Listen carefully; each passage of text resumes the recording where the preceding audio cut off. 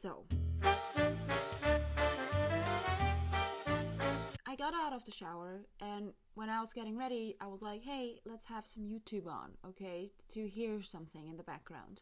And then YouTube trolled me and recommended to me the newest video of our friend, the car, the lion, the machine, Far From Average. And I feel like we need to watch it together and react to it, because the last video I reacted to, it has 7 million views. 7 million people or views at least, and I don't think all of those are watching it in the way we are. And that's kind of troubling, because the information that was spread in that video was not only, questionable and maybe problematic, it was wrong. It's not like an opinion type thing. It's just like, you're wrong, you're making assumptions, you can't base on anything, you're not caught up on your science and stuff. Like, no, okay? But here we are with our submission necklace, and we're gonna do it again. The video is 9 minutes long, so well, it wasn't the last one, and it took me 45 minutes. Listen, I don't know, the title of the video is Men Who Can Do This Become 100 times more desirable, the stimulus.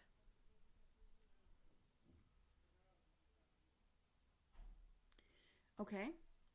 Again, I'm obviously not the core audience for this video, since I am not an engine and I, but I think we need to talk about what's talked about here, because it's gonna lead us into dark places. I don't know, we're just gonna begin, okay? Before I get started, just real quick, a reminder what was so annoying about the last video. And I think, other than the illustrations that were just not doing it for me, I didn't vibe with the metaphors that were used. It's always cars and Prius not being a good car, and you don't want to be a Prius and stuff. Other than that, that's like technicalities, if you will. A big problem was, which is also again false, was the reduction that happened of both men and women. First of all, because that's not the only genders that exist, but listen, I'm not even gonna get into that part, because I know we're not there yet. In that sense, this man is very average. It's just like, we're not even gonna go there yet, okay? But even if we stay within the false and fake binary, this reduction shit to women and girls, just because it was men versus girls, think of that what you will, but like the submission and how men just need to be confident and should never ever talk about insecurities, even if it's that what they feel, because women don't love that. And this is why it's upsetting, because like, that's wrong. I don't know what you're talking about, and it's not very clear as to what his goal, or like what's the goal, what the end goal is of taking that advice. Like, where should it get you? Because I mean, he didn't say it gets you in a healthy and happy dating life, so I can't assume that that's what he's trying to do. But I know that's not what he's gonna get to do with that advice, because it's very unhealthy to recommend people not to communicate. Anyways, let's not do it. Also, I want to say that there were, I think, 1.5 points that we agreed on during that video. We just looked at it from very different perspectives. And I thought about it later, and I was like, so he ends the last video I reacted to ends with, you don't need a car, you don't need all that money, you don't need the apps, you don't need the whatever. Listen. You just need to become more confident through self-improvement, because if you make progress in your life, that will elevate and improve your confidence, which, to be honest, is very obvious. And yeah, it's like, I don't know, I think that's very, like, yeah, that's common knowledge. Okay, whatever. But the thing is, he made that point at the end of the video without really telling his audience what that means, like what they have to do or what they could do. I would suggest trying to, sit with yourself, figure out who you are in the sense of like, what is important to me? What are my core values? And then maybe learn to communicate stuff, including feelings. I know that's very terrifying. I don't like it myself, even though I'm a very submissive and fragile flower girl woman. Prius. Anyways, I'm stalling already. Let's get into it. Have you ever wondered why some people, when we first meet them, seem to love us while others seem to hate us? Some people think that whether or not someone likes us is really just a matter of rolling the dice and hoping for the best. But what if you could positively influence the dice? Who thinks that? Hold on. Hold on. I don't want to... I actually want to respond. I don't want to just be annoyed because it's very easy to just be frustrated at men, doing things. I don't want to do that. I actually want to be productive and, say something that's valuable. So I need to understand properly what he's saying. Okay? Wait. Others seem to hate us. Okay. Some people think that whether or not someone likes us is really just a matter of rolling the dice and... I don't think... Well, I never thought that, but okay. Maybe people do. Okay, never mind. So I guess it's not rolling the dice. If people like you. Hoping for the best. But what if you could positively influence the dice? What if you had the power to make other people literally crave your presence? Well, it's called being nice. Like you can influence how other people think of you and how they feel about you when they first meet you by being not a jerk and by being nice and like friendly. I know that's not gonna work on everyone or for everyone. But if you're being nice to a person and they're being very rude or mean back, you just know that has to do everything with them and nothing with you. So, okay, yeah, you can influence the dice by being nice. Or crave to be around you. Most people, when things don't go our way, we end up blaming it all on chance. It's something that we tell ourselves. Who's doing that? They just didn't like us and it is what it is. Actually, that's funny because I don't know, is that a way how that works for you? I wish I could sometimes think, oh, that was just, by accident and by accident, oh my god, and by chance and stuff, and not take it all on me, you know what I mean? It's like, do most people think that, oh, somebody is not liking me, that must be just by chance, like, though the dice was not rolling in my favor? No, I always reflect on things. Oh my god, I should have been more nice. I should have been more whatever. And I'm always looking for the mistake in myself. And that's not good. I'm not saying that's good. I'm just saying it's possible we experience this world differently. And it could also potentially have something to do with the way we are socialized and raised. Oh my god. Okay, go on, please. I'm sorry. Listen. Okay, go on. But what if it isn't? And what if some subtle action that we did moments before meeting somebody was actually the true cause of them not liking us, and not just something like fate? What so many people don't realize is that, as humans, we are influenced far more easily than we think. That's, like, you know what, sorry, I have to stop doing that because we're 40 seconds in. But I don't like it when they try, like, when people speak in a way where they make it seem like they tell you something groundbreaking, and they're really not. It's just like, you make me feel like you think I'm stupid, which in my case you probably do for, reason. But, you know what I mean? Like, yeah, we know that people are easily influenced, particularly by subtleties, because that's how subtleties work. Okay. I'm sorry. Okay.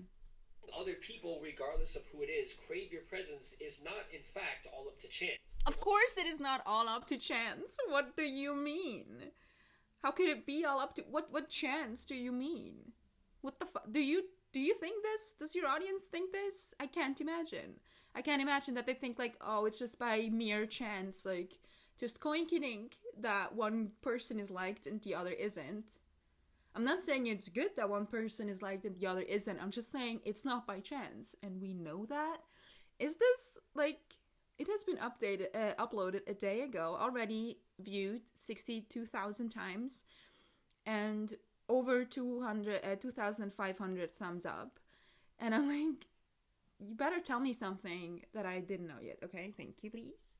People can be influenced in certain ways to make this happen. Of course. A famous study was done a long time ago involving a dog and a bell. And it all started with a man noticing that his dog would salivate every time that he anticipated. You're gonna Pavlov on women now? Is that what's gonna happen? Because it's just, let me just be clear. I don't know, when he says become more desirable, we know what he thinks, okay? Whatever.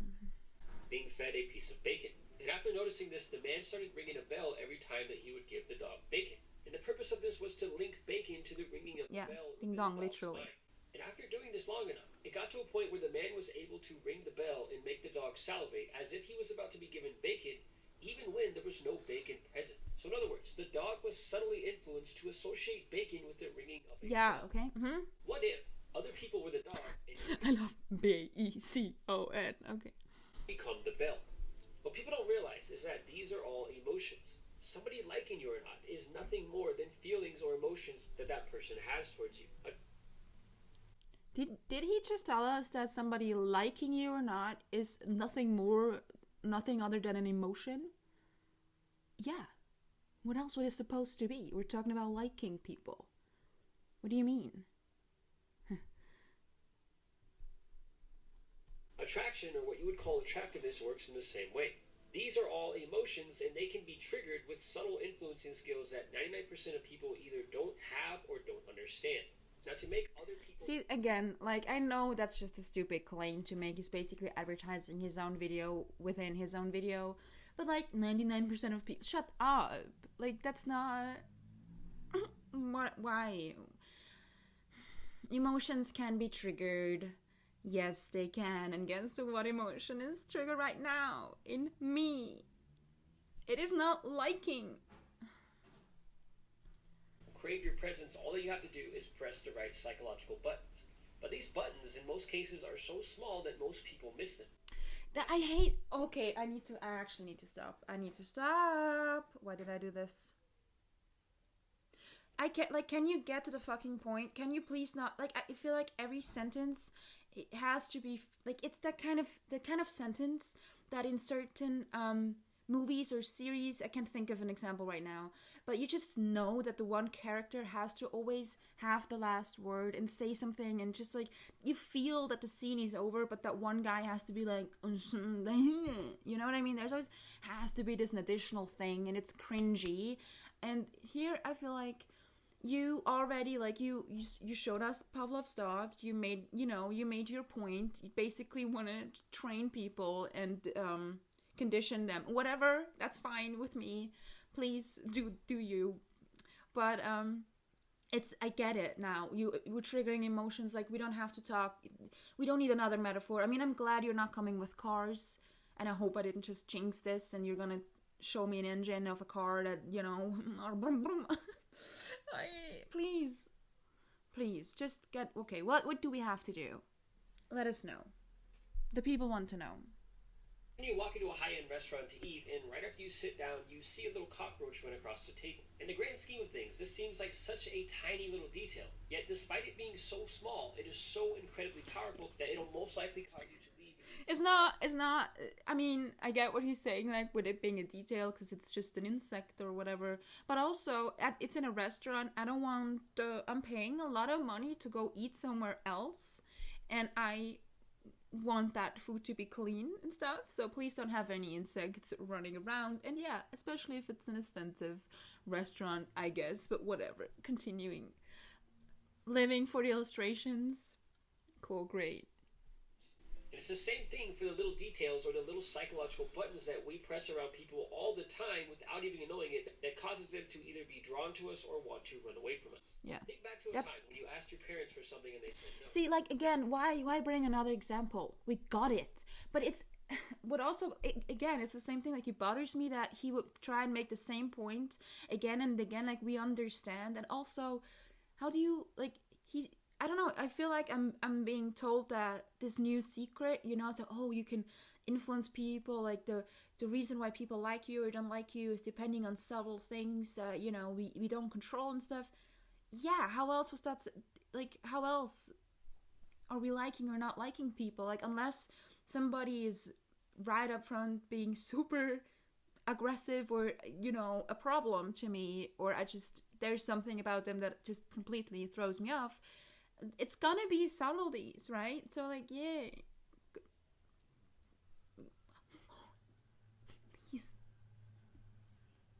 Now, what was their mood like when you asked them this question?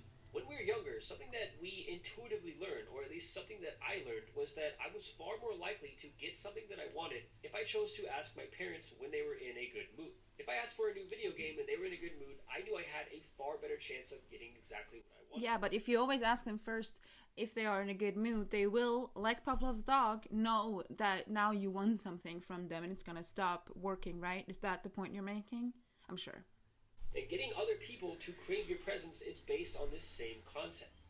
And every second that we're around other people, whether we realize it or not, like the dog and the bell, we are unknowingly doing things that make people either want to be around us or want to run away from us. So if we're doing these things anyway, why not make sure that we're having the right effect rather than the wrong one? Yeah. So the key to getting other people to crave your presence is to get them to associate you with positive feelings and emotions. I was laying in bed watching The Late Show the other night when I realized something that was pretty incredible. Every single time that a comedian would walk out onto the stage during the show, I would immediately stop whatever I was doing to watch it. And I had absolutely no idea why. And some of the comedians that come out don't really even make me laugh, yet I continue to have a positive expectation for every single comedian that comes out on the show every single time. And the reason why I drop everything that I'm doing to watch every single time is because a link has been created in my mind between the comedian and positive emotions such as laughter. And I know that most likely I'm going to laugh when I watch it. Listen, I don't want to... if somebody watches this and can profit from it, then I'm glad. But I truly am. Like, I don't want to be like, it's just everybody... I just think that this is a big show for what he basically said earlier, which was people will want to see you again if you give them a good feeling or if they associate you with a good feeling. Yeah. And yeah. Why would they want to see you again if they associate you with fear or with anger or frustration? Like, I'm glad that he's, you know, telling his audience this and people learn this so that they are nice, but I also am a bit upset that the bar is apparently in the basement. Okay. Also, please, just stop adding more examples of the same thing. It's just... That makes me feel good. And even just the anticipation of feeling good makes me feel good. And that's a positive emotion. But the crazy part is that even after several instances where the comedians came out and they did not make me laugh, I still drop everything I'm doing every time they come out as if they'd make me laugh and feel good every single time, even though they haven't. And the more other people subconsciously associate you with a positive mood or emotion... I'm sorry, I didn't really understand the point of this. I personally can attest that didn't work on me if something, whether it be something I'm watching or a comedian or just whatever entertaining person, if, you know, one too many times in a row specifically I'm not feeling entertained, I'm not coming back, and I do not still associate that with a good feeling. Am I getting this wrong? Or okay, whatever. I mean, I'm glad that you're so devoted to your comedians that even if they suck you're still going back. You know, but I don't think that's true for everyone. The more they will crave your presence and want to be around you. And this also works in reverse, too. Yeah. Think about this. Imagine a guy who is super shy and unconfident and never talks around other people. And he's just doing his thing and he can't figure out why people don't seem to like him or want where to are be we? around him. Not realizing that awkward silence makes most people feel anxious and uncomfortable, which are negative emotions and negatively affect our mood. I doubt that people who are like this guy, that they don't realize that their awkwardness and their, you know, being silent and stuff, that their awkward silence is making people uncomfortable, or let's just say people don't know how to interact then, maybe. I doubt that they don't know that. I mean, I don't know. Actually, it's possible that they don't know that because they apparently think it's all by chance. I don't know. I don't know. Again, I don't like the whole like, oh, there's being confident and then there's being shy and awkward and silent. I think since we are human beings, we have a wide variety and a palette of emotions and things we can be. And I, for one, think I'm a confident person, and I'm also very awkward, and I tend to be silent and standing in a not so prominent place at parties and stuff like that, unless or until I feel comfortable enough to become the clown of the party. Anyways, just saying, I think there's not just, again with the binaries, just stop it, open your life up and your mind. Anyways, I'm sorry. So it doesn't take long for people to associate this guy with negative emotions and mood, and while he is just sitting there with no idea why people don't like him, the real reason, as simple as it is the subtle behavior of not talking at all when around other people. So what you guys want to... Okay, maybe not talking at all is not the best option, but I also don't like the equation of quiet or too quiet with negative emotions. Because you're just gonna make men and young men and teenage men dudes want to be very loud and obnoxious all the time, and thank you very much for that. Thank you. The world is humbly thanking you. To know is how. How or what can you do to link yourself to positive emotions in other people's minds? If you're just going to tell me confidence. Or crave being around you. And the answer is this. One of the most effective ways by far has to do with our memories. Studies show time and time again that our mood, or whether we feel good or bad at any given moment, is highly linked to our memories. So when we're thinking of bad memories, our mood goes down. And when we think of good memories, our mood goes up. With you? A long time ago, there was this girl that I knew. And a lot of times when we were talking, she seemed like she just couldn't care less about what I was saying and didn't want to talk very much. Can't imagine that. She seemed like she got into some sort of mood, and she wanted to talk so much that there was absolutely no way to get her to stop talking. And it always seemed like she got into this super positive mood when I mentioned something about her past that she had positive memories about. And at the time, I had no idea. You showed interest into her life, and she liked that. What a trick. You are not being Pavlov, you're being a decent guy. And yeah, thank you for not bringing up negative experience from my past. Why would you do that? We're on a date. Oi. What was happening, so I just went with it because it's great whenever two people are in a great mood and having fun together. What was happening was that I was unknowingly or unconsciously causing her to bring up memories from her past that are associated with very positive emotions. And the more that I did this, the more her mood went up, and the better the time that we had. Okay, like, he's pretending like this is some sort of fucking rocket science, and he just figured it out, and like, I broke the women code, tack, I know now. You're being nice, okay? So you're talking to a person, and you're having a conversation, and you're bringing something up from their past, which was something nice. So that feels good. Not just because the past was nice, it's also... I'm just going to assume, but from my experience, that's also nice because it means that the person I'm talking to is a good listener and still, remembers stuff I said to them another time. And, it feels nice. It's just being nice, though. It's being nice and listening to a person. And then, on another time, bringing something up like, oh, yeah, didn't you tell me about, yeah. This is not like some sort of, oh my god, if you do this, if you figure this out, then, oh my, no. Just be nice. I don't know. I'm pretty sure that these types of people, man-card people, are the same ones who say oh, you can't be the nice guy never bullshit. And then they do videos like this where they describe being the nice guy just in a way where it sounds more manly because they call it GMALS. Okay? Imagine one of your best memories. So one of the times in your life when you felt completely on top of the world. Things is falling apart. Imagine in that memory there was a specific song playing. So that song became linked. Yeah, we got it. Linking things to other things. Down the road and that song comes on. You're making the same point over and over again. Great mood and you start to feel amazing. amazing. Yeah. This is an example of a subtle cue in how powerful... It's really not that subtle, though. Like, it's literally the same song, so how subtle can he be? Realizing it. Things like this happen to us all the time, and the average person has no idea What the why they suddenly feel really good.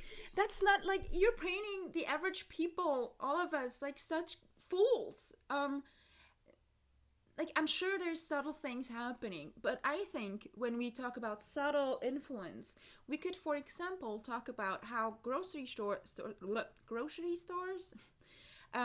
you know, they spray fresh baked bread scent basically in the air around the bread aisle so that you feel more enticed to buy bread. Stuff like this, you know, that's kind of subtle, or the subtle type of product placement that's not all that subtle sometimes, but you know what I mean. But if I'm in the car and I'm driving and a song comes up, I'm like, oh, I listened to that, and that, like, I know why I'm getting happy about it. It's not that subtle. Like, it's not that subtle. And we know, we do realize this. I mean, maybe sometimes you don't, but it's not like the average person is like, oh, why am I vibing to this Khalees song that hard? I have no idea. I've never heard that song. No, we know. Like, we know, okay? And again, same with talking to people. That includes women. We do know why we have a better time then. It's because I feel like you're actually listening to me and we're having a conversation, you know, together. It's not, you're... Okay. Song comes on the radio. Lots of people have good memories and emotions linked to eating ice cream. So whenever they're feeling bad, they eat ice cream, and it makes them feel good. Yeah, that's also because, though, it's full of sugary foods and other foods that we, you know, comfort foods, basically. They literally do things to your brain. They set off chemicals that make you feel the good feels, which is why that shit's addictive, and, you know, there's a whole other whatever. It's not, at least not just because, like, oh, back when I was happy as a child and I would have ice cream, let me channel that me. No, that's exact reason why it makes them feel better, but it just does. The most likable and most charismatic men in the world are pros, maybe without even realizing it, at associating themselves with positive emotions such as laughter in other people's minds. So being funny, like, are you talking about being funny? Remember your last video when you were like, oh, maybe funny could be something too? You're talking about being funny and nice. You're talking about... Also, listen, I know this is a channel from men, for men, but just here and there you could say that the most, successful people, you could say, for once, are the ones that have figured this major trickster situation out, okay? I get that it's just for men, but, like, still, you know, level up. Do better. You're describing being funny. Now, we all look forward to hanging out with that guy who is super funny because laughter feels good and he always makes us laugh when we're around him. Yeah. So we have associated those positive emotions with him. That's not... Like the bell and the dog, the funny guy has effectively become the bell and we have become the salivating dog. Yeah. So to make anyone... But if the funny guy was just funny for the first 3 dates, you know, me, you know, obviously being the dog in this metaphor here, analogy, and then he stops because he got what he wanted, I'm gonna throw this guy out of my apartment again. Bye. It doesn't work forever. Unlike you, I do not go back to the same entertainer when they stop giving me the entertainment. Go fuck right... Go away. Like, I don't know, You're saying that the funny dude, like, he doesn't even... So the point was, right, that if we associate laughing and good feelings with this dude because he's funny, even just him coming into the room gives us good feelings because we're like, oh yeah, that's the funny guy, right? And that's true, but that's because he's the funny guy. I don't know. Like, it's really not that deep, though. And it's not like this is some sort of special training that you have to do. And again, it will stop if he's never giving us nice feelings anymore. But also, please don't tell people that they always have to be the funny guy. I don't know. Boom, boom. Okay, but I think we're getting a bit faster compared to last time. I think I'm less in shock, and, you know, because you get used to stuff. I don't know how I'm looking now. I think everything here is falling apart, but that's just what happens when you watch Far From Average. crave our presence, we have to do things around them that link ourselves to positive emotions. And the easiest way to do this is to put them in a good mood whenever we are around them. Now, some people do this well with laughter, but there are many different ways to do it. One of the easiest ways, by far, to put somebody else in a good mood and cause them to associate those positive emotions with us is to get them to recall good memories that they have. Didn't you make that point already? It's so much easier to do than you might think. Imagine a girl that you like is always posting pictures on Facebook of her snowboarding on the mountain. You can tell that it's obviously one of her favorite things to do or her favorite hobby. Now, if she's in a bad mood, getting her feeling good could be as simple as asking her about her latest snowboarding trip and how exactly that went. Now, if Bob is really into cars and has many good memories linked to fast cars... I knew we were going to make it without cars. Then that will probably make him feel good. And the better you know someone, the easier it is to use memories to get them into a... Well, I guess... Yeah, in a very, from far away looking at this, like this is not wrong.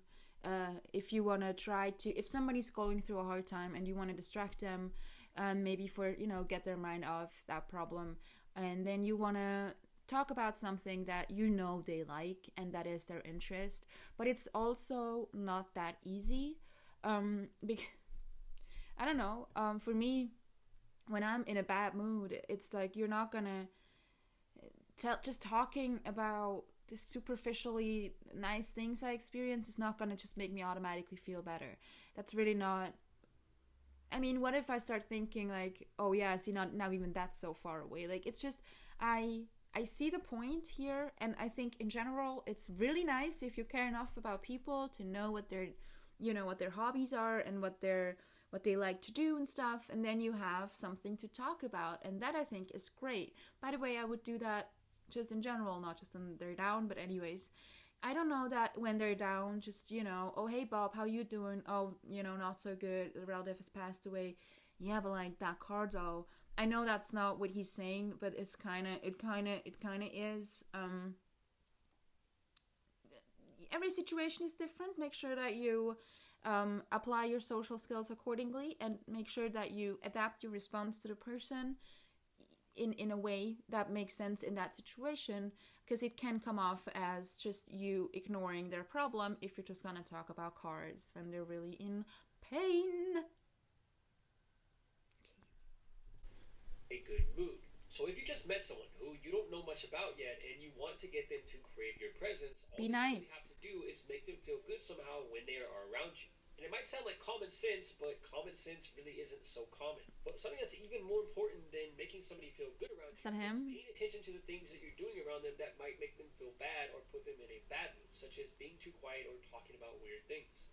Just as another example, if you look at any guy who is extremely good with girls, other men would say that he's got game, right? But all that really means is that this guy really knows how to talk to girls in a way that makes their mood and attraction for him go way up to an incredibly high level. Being nice and interesting. This are his simple words and body language. And that's all that's really happening. No. And all he's using to do this are his simple words and body language. First of all, his simple words, because that's all we can understand. No, but seriously, yeah, it's his words. We're talking, yeah, he uses his words, just his words to make me attracted to him. Yeah, his words. And yeah, maybe, I guess also his body language, but usually they just stand there like, okay. You pretend like this is some sort of hard thing, as if the bar wasn't legit in the basement, as I said before. Come on.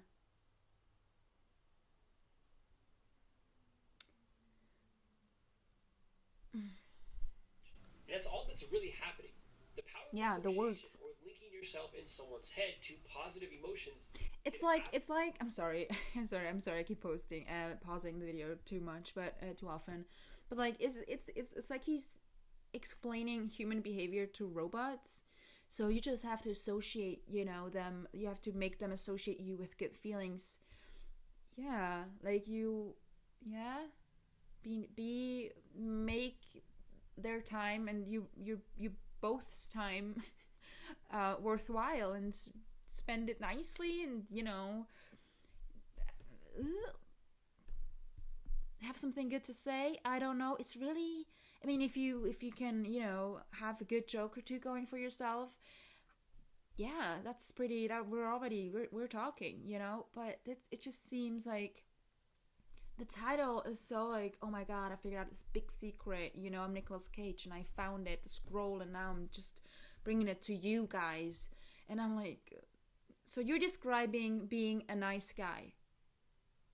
Not the nice guy that you talk about when you say nice guy, the actually nice men, just, well, nice people, you know, that listen to you and hear your interests, and then, you know, maybe once in a blue moon ask you how you're doing with those interests.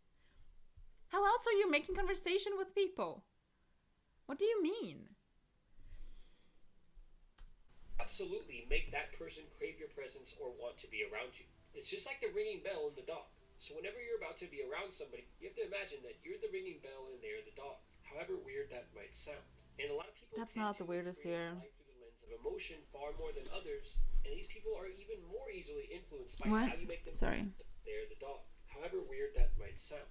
And a lot of people tend to experience life through the lens of emotion far more than others, and these people are even more easily influenced by how you make them feel than the average person, which gives you the ability to be even more likable and even more desirable from that person's perspective. What do you, like, who's the average person? I mean, he doesn't know because he's far from them, but who are we talking about? I just want to know. I don't know. And with that said, until next time, thanks for watching. You're welcome. Okay, I'm closing this. So, okay, now I see myself again, and it is a mess. Final thoughts. It wasn't as upsetting as the last one because nothing was said. It's like, listen, I get it. It's a YouTube channel. It's a clickbaity thing. You know, I found the secret. I got the stimulus, and like, then just go on to describe that you try and make people feel good around you so that they want to see you again. And then he talks about it like it's rocket science. It's, yeah. You make it sound, also they make it sound like it's something you really have to try and train yourself to do. And I understand that like social communication and stuff like this is something that we're all, I mean, I'm still figuring it out and training myself to do that and trying to read cues and stuff. But what I mean is he's telling his audience that, oh, you know what, I found this new idea, and it's being nice and caring about their interests and then bringing those interests up again. And it's kind of bothersome, just a slight bit, that he does that in a way of like getting them or whatever. Like, yeah, I'll bring up snowboarding so she will feel good and then she will, you know. And I'm like, if you're interested in a person, then don't you just want to know what they're, you know what I'm saying though? So yeah, I'm glad I'm not as angry. My blood pressure isn't through the roof. I think he used the word person many times, more often than he said women, which maybe that's, you know, maybe he heard us all hit out it. But listen, I don't want to shame nobody for having clickbaity titles, and do your thing, but it's just the way he sets it up and says like, oh, you know, people don't know that, but it's not actually by chance whether people like you or not. Like, did you honestly think this? Did you honestly believe it was by chance? Like, the fact that you couldn't get with girls and you didn't have a game, did you think that was by chance? Or like, because that gives me a weird feeling. Like, isn't your first reaction to maybe look at your own behavior and be like, what could I do differently? Am I making people feel uncomfortable around me? And I'm not talking about the shy guy. You know I'm not. You know what guys I'm talking about. The ones that make you uncomfortable, and then they're like, oh, I wonder, why does always the nice guy get... Because you're an ass. What do you mean? So it's a weird, like, oh my god, I've got the secret, I figured it out. Like, you can just bring something up from their past that they're happy about. Like, yeah, or they're gonna cry because they're no longer there and it's sad. Maybe you want to look at the situation a bit, you know, more individually and then respond to that accordingly. I don't know, though.